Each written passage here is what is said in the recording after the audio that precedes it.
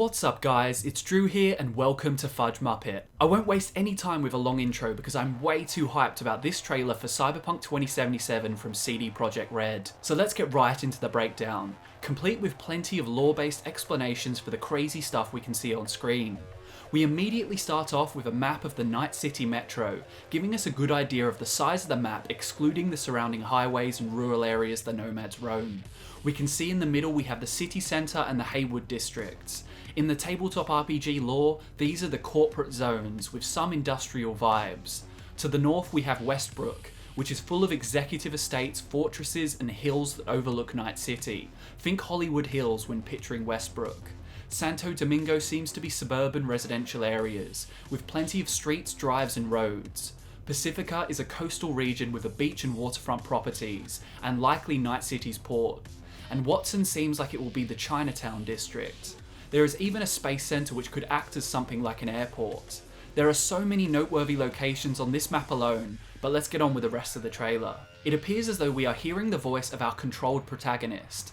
In the RPG there are 9 classes to choose from, but it seems that in CDPR fashion, they have opted for one well-developed character. The description for the official trailer on the Cyberpunk 2077 YouTube channel says, "You play as V, a hired gun on the rise, who just got their first serious contract. In a world of cyber-enhanced street warriors, tech-savvy netrunners and corporate life hackers, today is your first step to becoming an urban legend." So this means our protagonist is likely a part of the solo class from the RPG, and according to the tabletop RPG made by Mike Pondsmith, the same guy who is working with CDPR on Cyberpunk 2077, solos are hired hitmen, bodyguards and mercenaries, a lot like Jane Cobb from Firefly. Due to their professionalism and constant training, they have the ability to perceive danger, notice traps and have an almost unearthly ability to avoid harm. So my guess is that we will see everything Night City has to offer by taking contracts, a lot like the role Geralt plays in the Witcher games.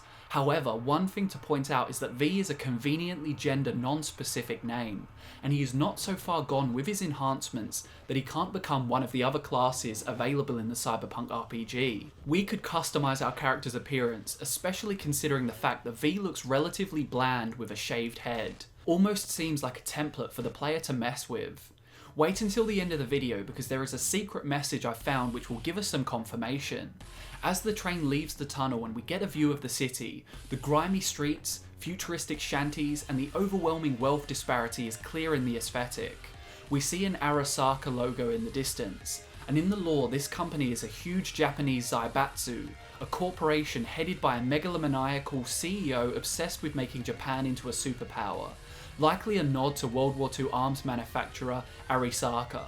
We then see the streets with a variety of land vehicles and flying cars, as well as the metro passing overhead. Now the most interesting part of this is the flying cars, but we've had comments on this already from Pondsmith. He said, "I have them in Cyberpunk because they are a fast and efficient way of getting characters from one end of a ruined city to another. And trauma teams are there because we don't have clerics." But what happens to these things in a digital 3-dimensional environment? Flying cars are cool, but they're not there for flying gunfights. It's not their place in the world. They're a convenience in the design, and like so many things in Cyberpunk, they have a mechanical function, rather than just being there because they're cool. So a lot of conversations we've had on the team are not, can we do this? We can do just about anything. Instead it's me explaining why I did it in the pen and paper, and then we figure out if we need it again, and whether it serves a different purpose in a video game. I know why flying cars are there in the original, but that's not necessarily the same functionality we need in 2077. Everything is taken apart in terms of what it does to the game, how it differs from tabletop, and getting the right feel. Does this mean that they will serve as a fast travel system, or will they go all out and allow us to fly around the map, potentially getting into aerial car chases? We see a gym where you will most likely be able to go to train your combat skills against specially designed robots. We then see some armed mercs in a taxi, which I imagine will be one of the more popular means of transportation through the city. To me they seem like a perfect example of the solo class when it has gone so far down the road of mechanical enhancements. Solos are often hired soldiers, and these ones are dressed sharply with high-tech weapons, so they're likely corporate. These corporate cyber soldiers are described in the RPG wiki. They rely more and more upon hardware, cyber limbs for weapons and armour, bioprogram chips to increase their reflexes and awareness, combat drugs to give them that edge over your opponents. When they're the best of the best, they might even leave the ranks of corporate samurai and go ronin, freelancing their lethal talents as killers, bodyguards, or enforcers to whoever can pay them the very highest fees. Sound good? There's a price, a heavy one. They've lost so much of their original meat body that they're almost a machine. Their killing reflexes are so jacked up that they have to restrain themselves from going berserk at any moment. And then we can see our protagonist close up again with his car. You know how I just mentioned successful solos become hired samurai or ronin? V has the word samurai and a cybernetic oni on his jacket. It's also a good time to reiterate once again that V is very generic looking and could easily be a customizable protagonist. V's ride seems more traditional with tyres as opposed to futuristic wheels. I guess this is the roach of Cyberpunk 2077. We then see him break out a Militech weapon, Militech being a corporation that does exactly what it says it does, produces military tech and weapons. Militech is an American arms manufacturer and mercenary contractor with strong ties to the US government and its military. Its CEO desires to make the US into a superpower again, and often competes with Arasaka for influence. The next shot of the four-legged robot is also designed by Militech, and we can see the influence of both corporations across the trailer. Considering the fact that Arasaka has a vision to make Japan a superpower, and Militech has a vision to see the US become a superpower again, and that the two are competitors, we can see this dynamic featuring heavily in the plot, perhaps with V, our solo mercenary protagonist, picking sides. Who will offer you the most money? Or will it be a question of company philosophy and a vision that you can get behind? Or hell, maybe they're just two high-rolling conglomerates that you can take down in your anti-capitalist rampage. We then catch a glimpse of a red carpet sprawled out for some synth celebrity named Lizzie Wizzy, followed by a shot of the rural rundown area surrounding the city. A couple of redneck types with a wardrobe full of wife-beater tank tops can be seen with a futuristic double barrel, and the hills can be seen in the backdrop. It's good to know that we will be able to escape the confines of the city to explore the more quiet outskirts. Then we see the same character for a second time, and I'm inclined to believe, due to his size and his cybernetic enhancements, that he is another solo mercenary who will interact with our protagonist in the storyline.